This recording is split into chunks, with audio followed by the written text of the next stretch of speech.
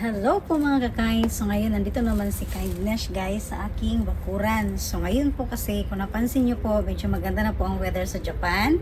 Ito naman po ang isa sa napaka-excited si Kindness at magtatanim na naman po ako mga kakain. So at this time madagdagan naman natin yung tanim natin kasi medyo maaga ako ngayon. Ngayon po is month of May pa, April, May, ayan. So, talagang makahabol pa dahil ang summer sa Japan hanggang September, October, pwede pa po, ayan. So, at least, paano, masulit pa natin ang pag-harvest kung sakaling man na mamunga. Pero, syempre, bago ang lahat po mga kakain, ito lang po yung time natin, no? Bago tayo magtanim po, ito muna yung ibahagi ko po sa inyo. So, dahil may mga damo na naman po, ayan. So, kasi po yung ating mga paso, syempre mga lupa po iyan. At ito yung mga tanim ni Kindness, Siyabang Taglamig. Ngayon po, buhay na buhay ang mga damo. Kung napansin niyo po mga kakain.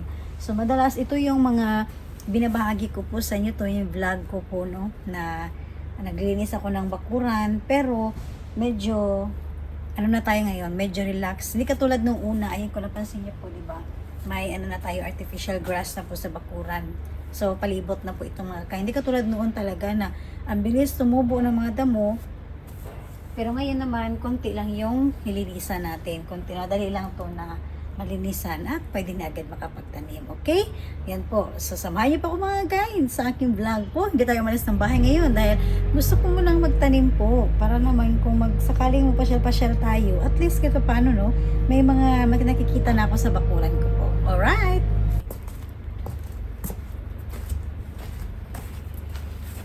Alright guys, dito tayo magsimula. Labi kayo buyag kayo ang panahon karon mga kakain kay sus kinuo ko nagkalamukat siya akong balay guys.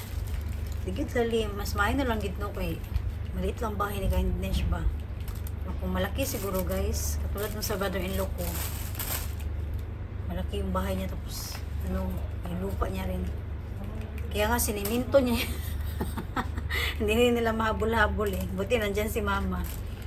Kaya aking tulong din. So, may gloves tayo guys. Kaya pasig na lang po yung ulo. At di lang po masyagit.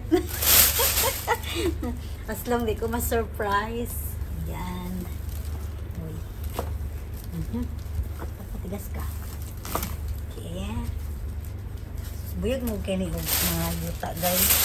Kanang gwapa ba? Kanang yuta. So, ang damo, yun siya. Pura buyag yun siya, madikit yun siya guys. Nadaan pa dyan po. Kapag gede kaya akong tibukuro, ang kini akong gigamit na gloves guys. Okay. Anong naay nagpumpuan. Tatawagan na guys. Sa taas-taas siya nga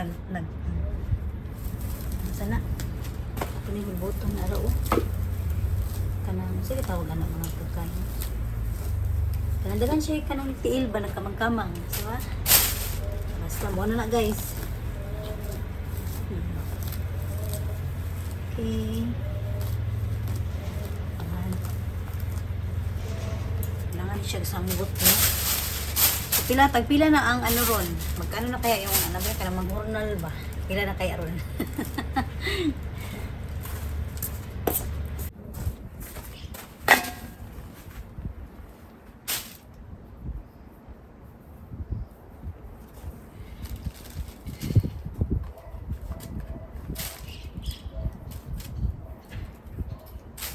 Kulbahan ko ka, basig masyagit ako kurang mga kakain.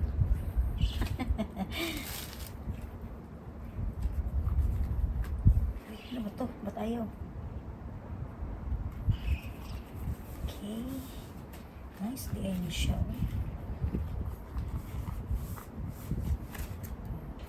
Ito.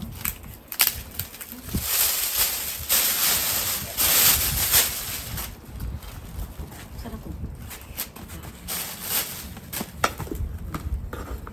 Dali na kayo guys. Kaya mo ba naman video niya? Dulot na yun siya. So, kailangan mo na natin linisan, no? Yan. So, dali sa Japan guys, medyo malingaw naman po ka. Kung bisag na kay gamay yuta, kunting lupa, okay na po. Parang ka na. Mag-i-enjoy ka na. naman ito. Tinali kasi ito. Ito natin yan. Tanggalin. Ito rin.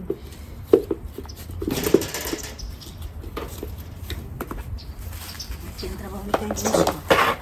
Yan. Tapos may mga paso tayo guys na hindi pa nagamit. Dalawa. Ano tayo? May lupa ako binili. Dagdag din ako ng lupa mga kasama. Yan. Wala. Tapos yung ating solar guys na umiilaw sa gabi. Meron pa rin ito. Hindi ko tinatanggal dito eh. Kasi ito yung purpose niya. Yan. So dito ko naman itanim yung ating pipino. Okay. Grabe oh. Buyag mo yun ang yuta. Wow. Nagigigil si Kyle Nash. Dito pa lang ako mga ka-kind. Amot ang yuta oy. Parang, alam mo yun, parang sa Pilipinas. Namiss ko talaga guys.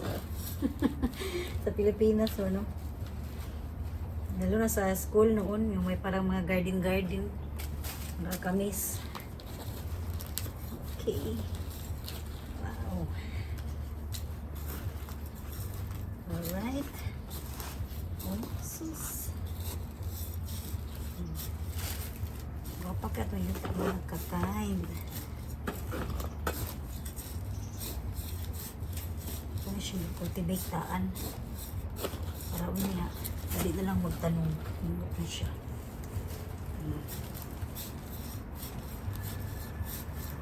Wow. Okay.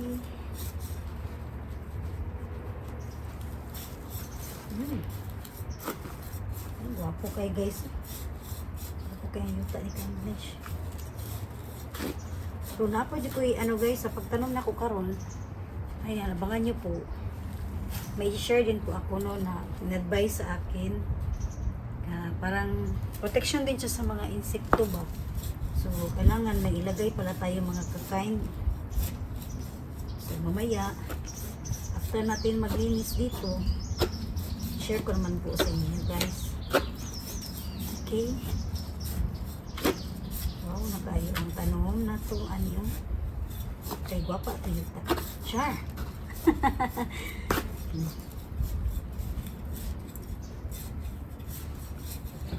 Okay. Diba? Hindi ang feeling na Kyle Nash ani. Alright. So, dito naman tayo mga ka-kind. Alam niyo po ba mga ka-kind, may i-share po ako sa inyo.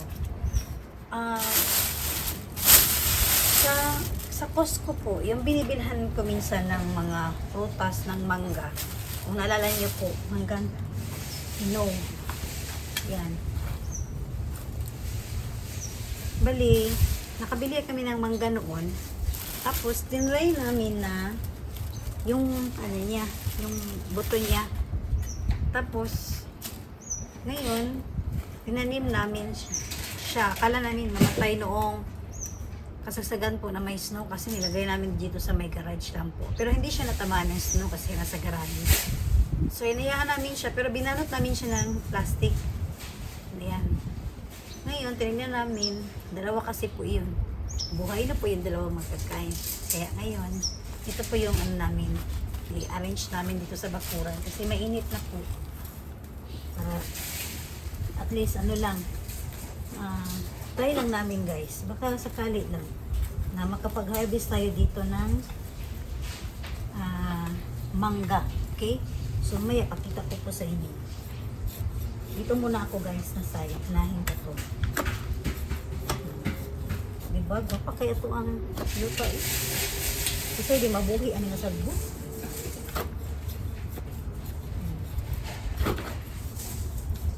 So itong cultivate pag-ayo ay parang paluman. Okay,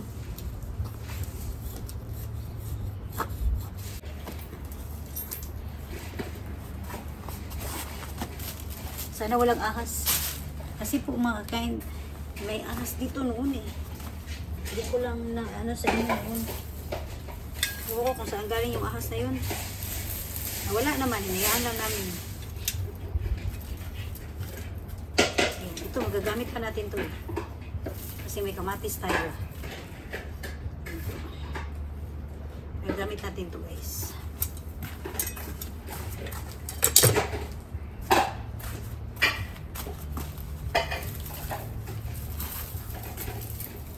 Hindi siya, guys. Ano to? Itong mahaba na to. Ganito na siya. Last year ito. Yung mga pipino ba? Yan. Kasi gumagapang yung pipino. So, naligas na siya. Ito naman tayo banda. So, hindi lang po si Kind Dish ang nag-iisa ngayon na naglilinis, no? Andun pa yung asawa ko, guys. Una na siya doon. So, mamaya. Kasi marami ako mga baso na hindi ginagamit na maliliit po. Habang may time pa tayo. Kasi malapit na po ang bakasyon dito sa Japan. 1 week. So, diba? Unti-unting ginis ni Kind Dish. Laag na ta, guys. Wala tayong nanaon. Laag ka lang ba? Diba?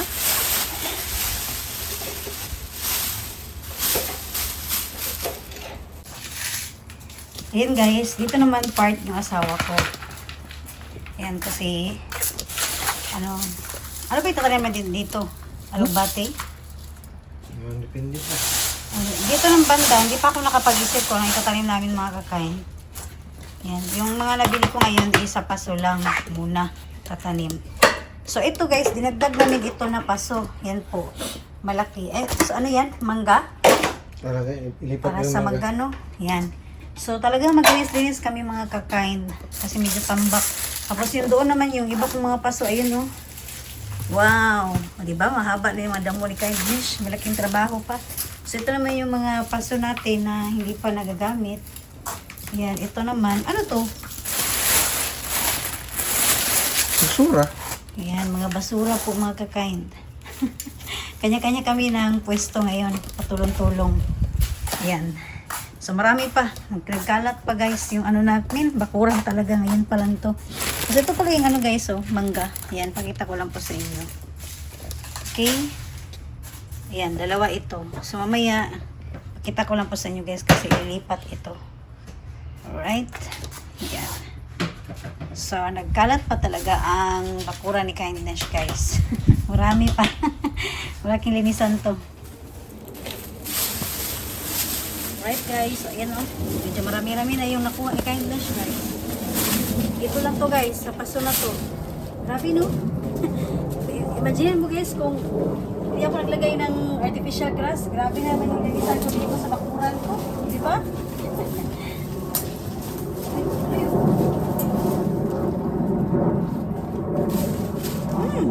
Grabe na giparan. Maraming mga ano, extension to sa ano noon. Sa, ano to, kala ko babuyog sa pipino natin na tanim noon.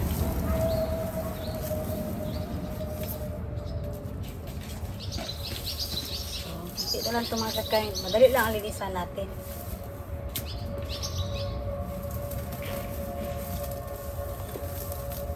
Then, magtatanim tayo. So, yan ang susunod ko na gagawin dito guys sa ating bakuran. Grabe.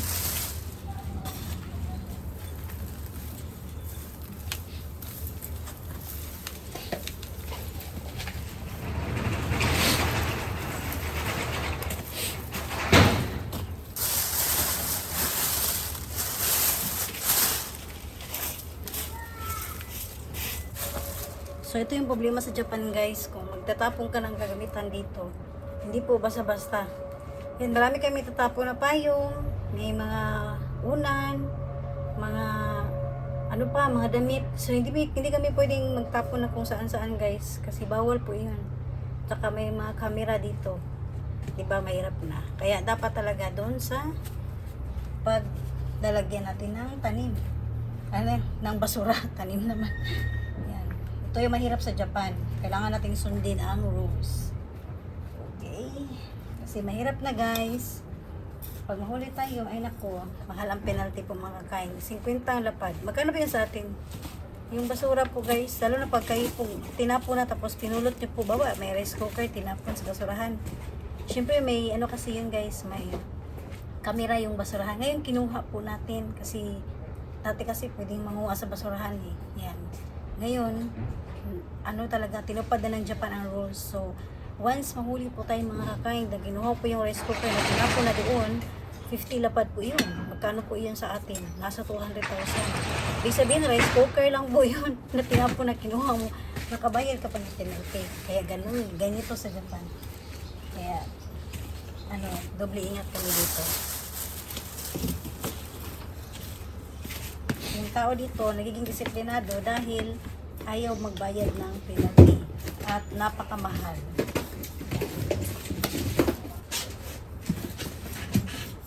Habang nagbubungkal ako ng lupa, nakasmile ako guys.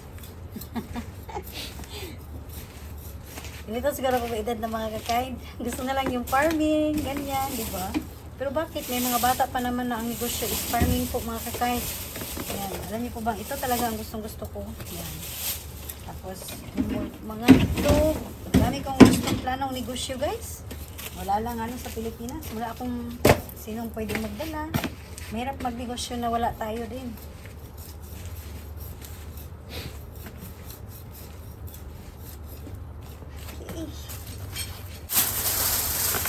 Ayan na oh. Dalawang ano guys. Dalawang basura po. Ayan. Yung iba, halos ano lang to. Sa mga paso lang to, di ba halos, no? Sa mga, ano lang to, mga paso, nakuha namin. Paano kung hindi ako naglagay ng artificial grass? Wala na.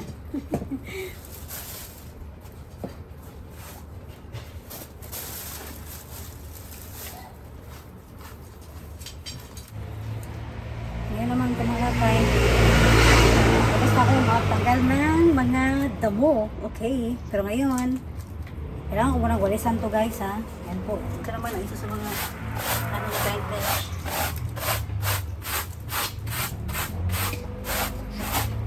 Bigil ito guys. Nalala ko sa Pilipinas mga kind yung may punong kahoy ba. Yan ang paborito ko. Kasi kahit nagalaglagan yung mga punong kahoy tapos magwalis na naman tayo. Diba? Ang ganda po sa tignan sa paligid. Yan. So alam ko nakaka-relate kayo yan. Lalo na yung mga nanonood sa pagkain na siya nasa Pilipinas, di ba po? So, iba yung walis ko po dito mga kakain. Ayan, plastic. Sa akin, ang ganda. Tapos marag, yung mother ko, marag ka nang marag mo pa, aso-aso ba? Di ba? May dabok-dabok siya kuwan. May apoy. Ang ganda. Sarap sa feeling na. Dito, wala mga kakain. Dito lang tayo dyan. Hanggang walis lang po.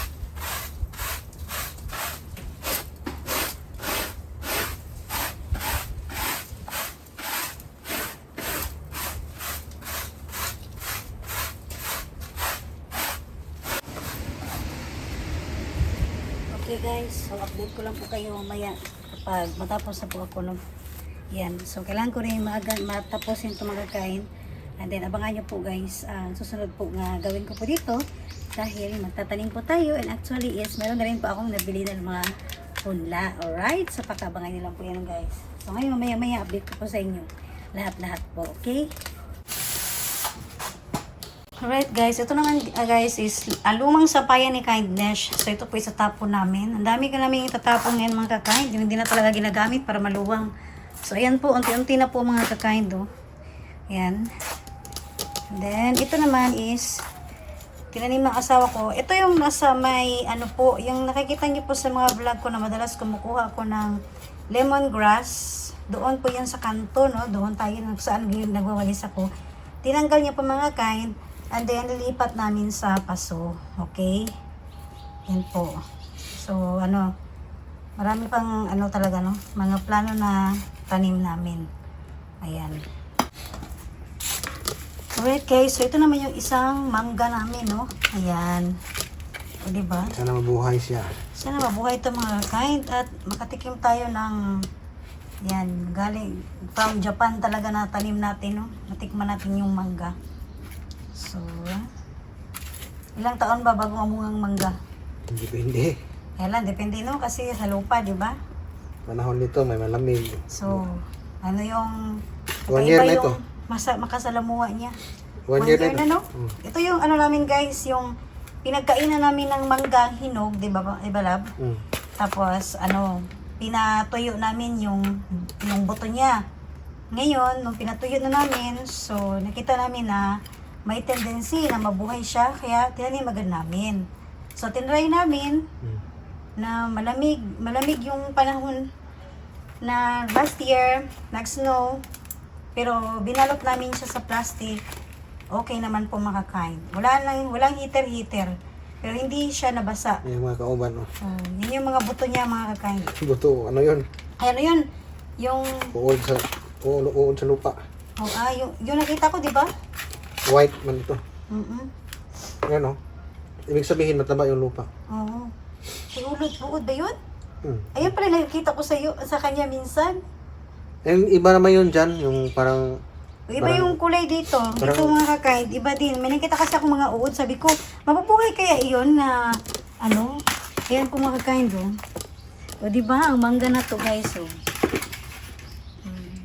Okay na yan mga kakain. Kumbaga ba, parang masaya na kami na ganito, no? Sitwasyon namin dito sa Japan na nakakapagtanim kami ng mga ganito. Ayan. Okay, so update ko po sa inyo guys kapag matapos na po lahat. Alright? Right guys, so ngayon is tapos na po si Kindness. Ito po yung update ko, no? Ayan po mga kakain. So nakadalawang bag talaga ako ng basura, no? Yan po, halos sa paso lang ito mga kakain, kabilaan po. Okay, so yung asawa ko na po ang naglinis doon sa kabila, ako naman dito. Alright, so tulungan talaga para mas mabilis. Yan po, kahit yan po katulad sabi ko, kahit 1 oras, yan. 2 oras, may magawa tayo sa loob ng ating bahay. Loob at labas, pwede po. Alright? So, yan po mga kakain. Ito po yung tanim ko po. Oh. Mula nung lumipat kami no, dito sa bahay. Ito yung tanim ni Kindness talaga na lemon.